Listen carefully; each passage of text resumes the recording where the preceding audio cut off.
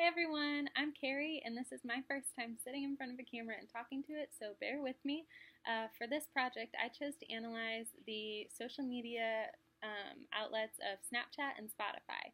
These apps are extremely different forms of social media and were therefore a lot of fun for me to look at because they are so different and have very different purposes. I also like thinking more about them because they're apps that I use in my daily life. Snapchat is an app I use to communicate and keep up with my friends, and Spotify is the app I use to create playlists, follow playlists, and obviously listen to music. So first, I'm going to focus on Snapchat. Snapchat is an app that has progressed tremendously over a very short period of time. It is an application for your phone that originated in September of 2011.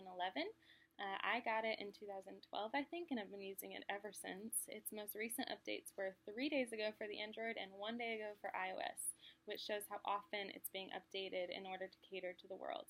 Snapchat is primarily a messaging app, but it is also now used as a news outlet, and advertisements are being communicated from various celebrities and businesses across the globe. Snapchat is dominantly used by teenagers. When it came out in 2011, the generation it was geared towards was mostly middle and high schoolers because we do communicate so much on our phones and did back then. So a common range of people who use Snapchat today would be middle schoolers through college age students, people who are glued to their phones. Um, so because it's primarily a messaging app and it's most commonly used to get messages across from person to person or to one person to a group of followers, it therefore has a lot of limitations. You can either send pictures or videos, and the videos can only be a loop of up to 10 seconds at a time. You can also send pictures, and the pictures can be sent to one person for however long you want them to stay, as long as it stays on the screen, but once it's off the screen, it's gone forever. And Snapchat also has a story option where you can post a video or a picture for all your followers to see, and it can stay for as long as you want it, but then it disappears after 1 day. This concept limits people because what they're saying is not there to stay. Therefore, viewers cannot save it onto their phone and keep it forever to come back to. So you can only send up to 80 character text in a Snapchat. So if you're trying to get a message out to the world, Snapchat is not the app to use. It's not possible. News outlets that use Snapchat are usually using quick and fun stories, and they can paste links to longer stories on their own individual sites.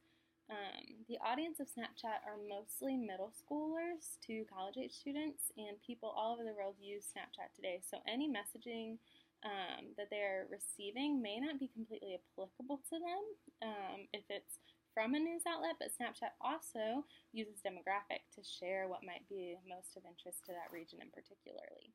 The author of Snapchat is also the audience because it is an app that so heavily relies on messaging, and people both send and receive on this app, which makes it so unique and a very traditional social media app because it is so social.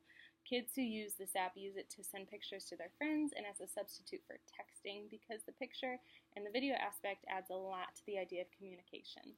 It's a different form of communication, a form that feels more face-to-face, but also limits the conversation due to character limits. So it makes you feel like you have the intimacy, but you really don't at all. These messages are usually short, concise, or just quick photos of a face to keep a streak alive.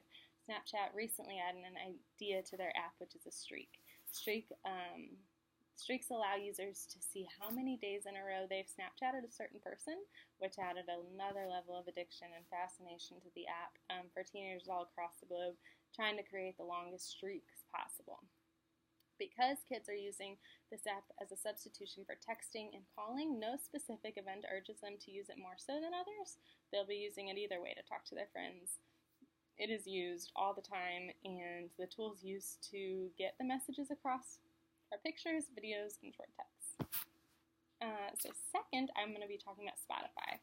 Spotify is a music streaming service that has an application on phones and computers. This originated in April of 2006 by Daniel Ek, who is Swedish. Spotify is a different form of social media than your basic Facebook, Instagram, Twitter, Snapchat, because it is not really multi-usable. It serves one purpose, and that is music, the sharing and the saving and the listening to music. Spotify is a music streaming service that allows you to listen to music from various artists across the globe. It's a free app unless you get a premium account, which eliminates ads and commercials and allows you to download the music. Spotify pays artists based on the number of streams that they get, and it runs from ads and premium members. Because this is a music streaming service, the only message Spotify is trying to convey is that of musical artists. So this heavily depends upon the author and the audience. The audience is anyone who listens to music, and therefore choosing which music to listen to and which not to, because they are the listeners. So the author is the artist that Spotify has available, and the author depends entirely on how well their music sells in order to get their message across. The audience is anyone who listens to music and can therefore be anyone in the world. People use Spotify in their daily lives on a run, getting ready in the morning, night, before bed, thanks to the Ocean Sounds by Spotify playlist. There aren't really many techniques in order to get your message across, but your profile can become popular and gain a following if you create popular playlists that spread across Spotify. This is what makes Spotify social media and not just an average music app, because you can follow profiles and see what your friends are listening to. The only tool you can get to use to message across Spotify is the creation and the following of music. Music is a powerful tool for artists, and Spotify makes it really easy for artists to get their music out there, so it's constantly sending a message. Another thing common to Spotify is ads, and businesses take advantage of Spotify because it is so popular to advertise their businesses. So the tools are ads and just music. Snapchat and Spotify are both extremely successful and glorified social media outlets that are very popular. Spotify is popular for everybody, and Snapchat more so the younger generation. But both creators know their audiences and do an excellent job of catering to them in order to maintain popularity and relevance. So yeah, I had a lot of fun with this project, so thanks for listening, and I can't wait to listen to all yours. Thank you.